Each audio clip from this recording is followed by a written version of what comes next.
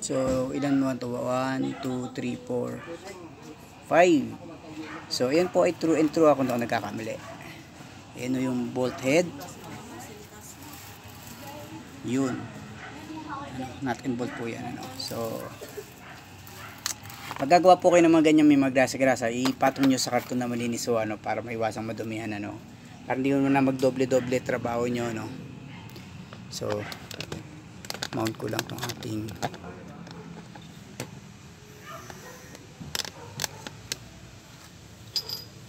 kung nagkakamali ito ay 14.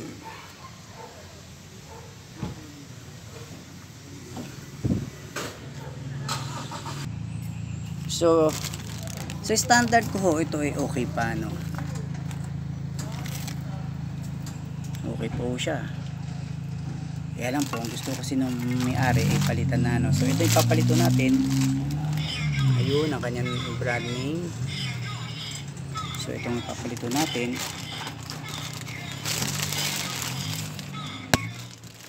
And nakita nyo siya ng malapitan, may konting mga gas. Siguro para kahit paano kumapit naman sa una yung dito, yung disc pa doon, no? So tingnan mo natin kung ng thickness. Hindi yata. Wala akong caliper eh. Pasensya na. Tingnan mo natin.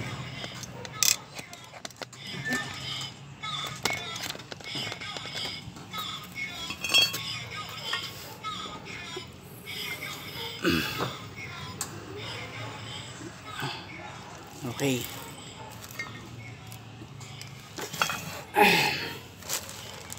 So ito ang tatanggalin ho natin.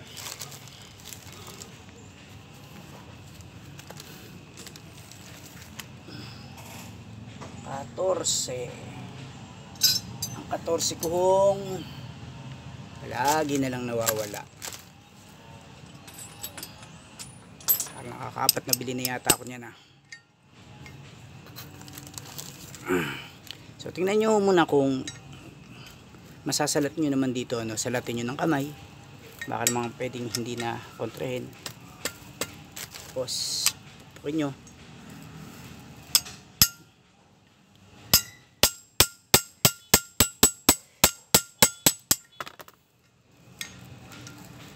Kailangan ko na mas malaki. Katulad po nung lagi ko sinasabi, ang tools kaya natin bumili, pero ang katawan, pag nabalian po kayo ng buto, mahirap po. Dati bumibili ako ng mga branded na tools, pero ito pinaka latest one to, binili ko lang sa ano to, sa tag ito, sa naglalako.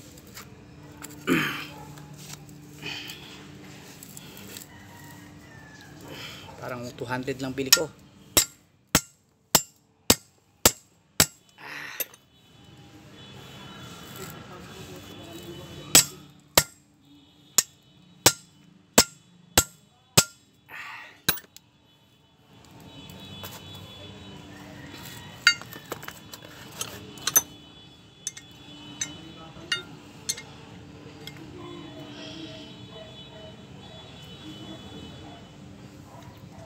So pag ganoon, para kumatang siya,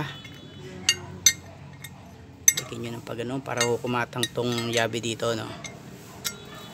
Yan, detalyado na ho ang inaano ko, para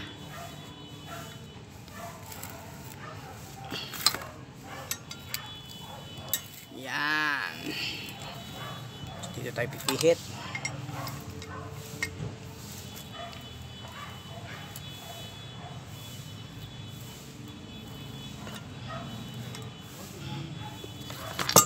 Sa loob, sa ilalim.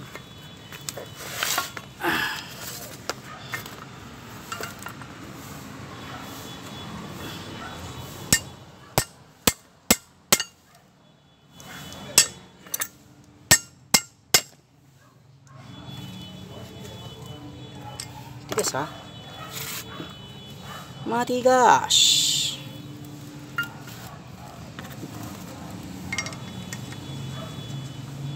Ayaw mo, ha?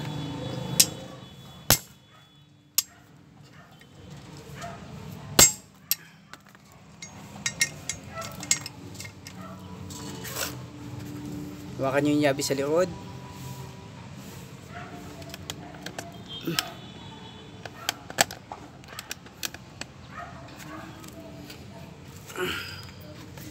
Yeah.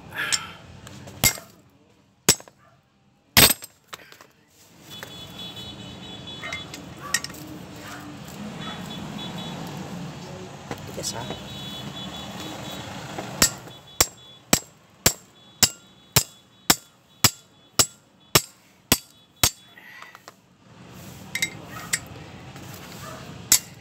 Yun.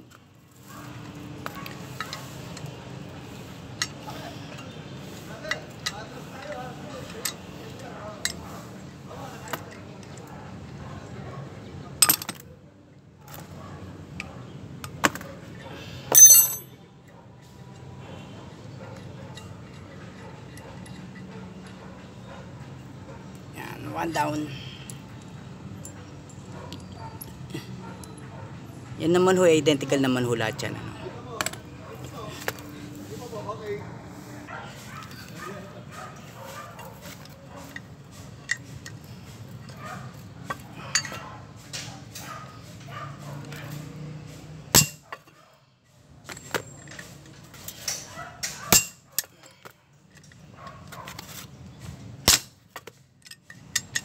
Teknik ko dyan, luwagan nyo muna lahat.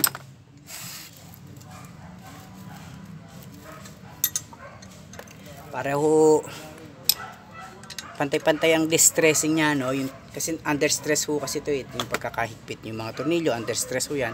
Pantay-pantay ho, ano.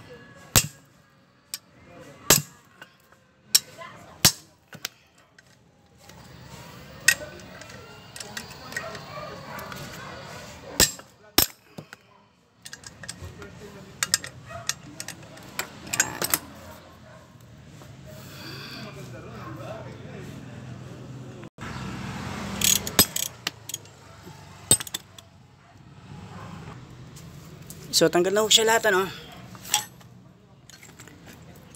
Ayan. Kita nyo tanggal na, ano. So I presume matatanggal na ho yan. Medyo kaldagin nyo lang, ano.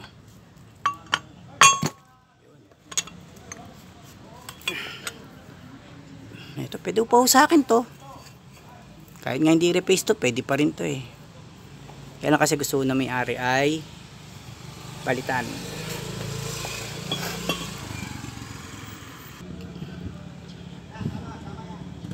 So bago kayo magkabit, lagyan nyo ng grasa ho yung mga tornilyo, no. Anong purpose ho nun? Para pagdating ho ng araw, hindi ho mahirap aklasin, no.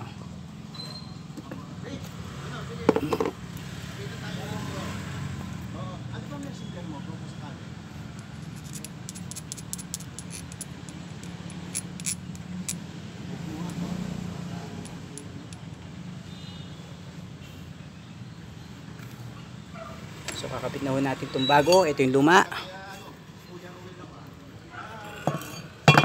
Kapit ho natin itong bago.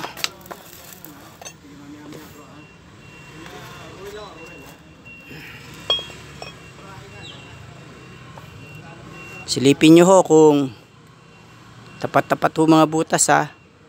Lagyan nyo ho muna ng isa. Sabagay, pagka kinapit nyo naman yan eh, malalaman nyo. Tapos hindi nyo ipitan ho yan agad, ha.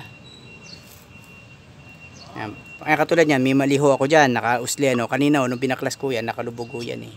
So ang lock washer ho nyan ay nasa likod. Ito. Tanggalin nyo itong lock washer. Pasok nyo.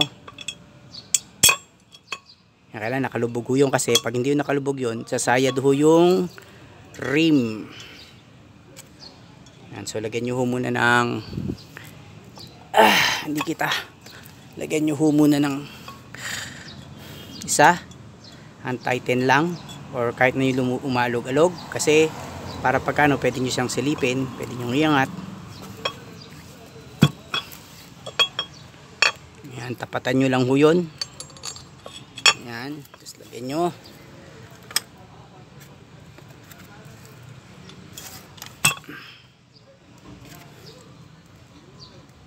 May gawi ho yan, ano. Nakita nyo yun, yung may malinis, madumi.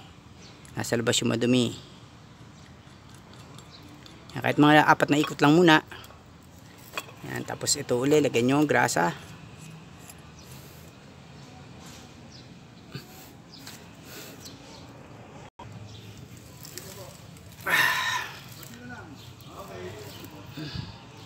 So ito na yung pinakahuling kakabit.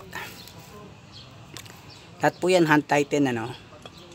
Yan, pag naikabit nyo na yung last, i-hand tighten nyo na ho yung the rest, ano.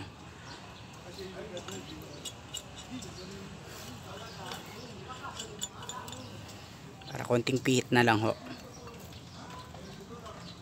Yan.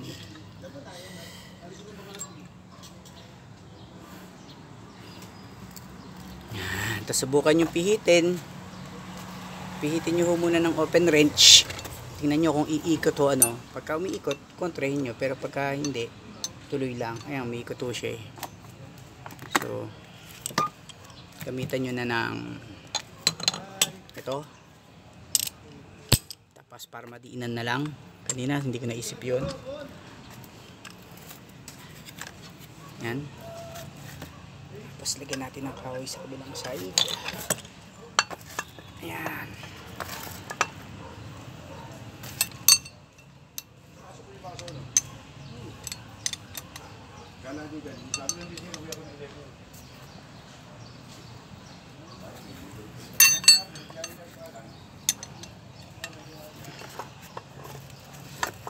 Hirap minsan, no, mahirap gumawa ng wala akong katulong eh. Pag solo lang kayo, no.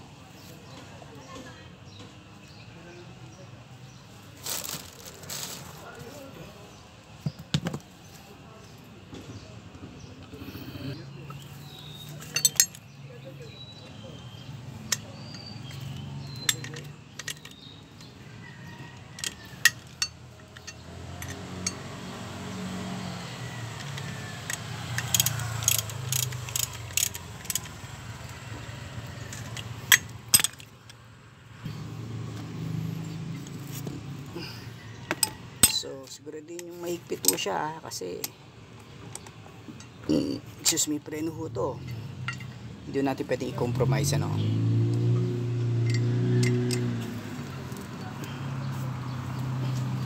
Tayo ako.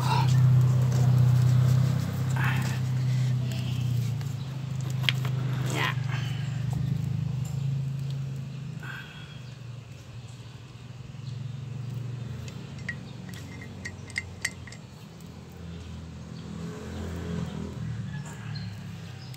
Ibilangin nyo para hindi na kayo malito. So, isa hanggang sa makalima ho kayo, no.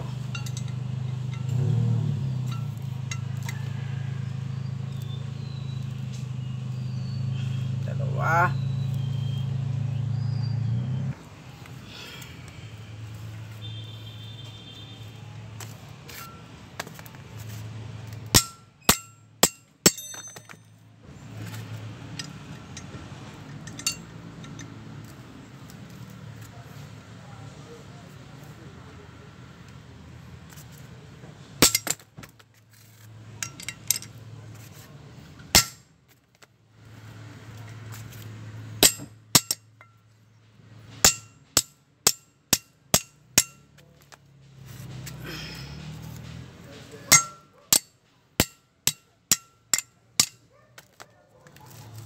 So double check nyo kung may pito lahat, ha.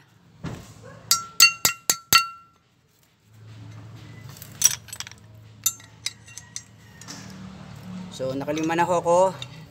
Gagawin kong pang-anim ho to para panigurado na ito yung unang-unang hinigpitan ko.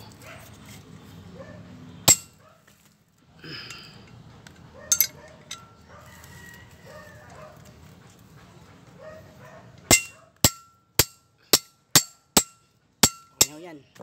So wag naman sobra higpit dahil baka mag cross thread. Wala kayong mabiling tornilyo ganyan. So okay na ho, no. So ikakabit na ho natin, pero before that, lagyan nyo ng konting grasa, no.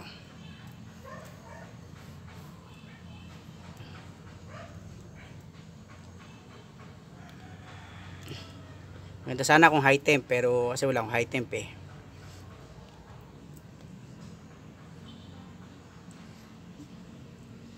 whatever they say, still grasa pa rin ho yan, ano.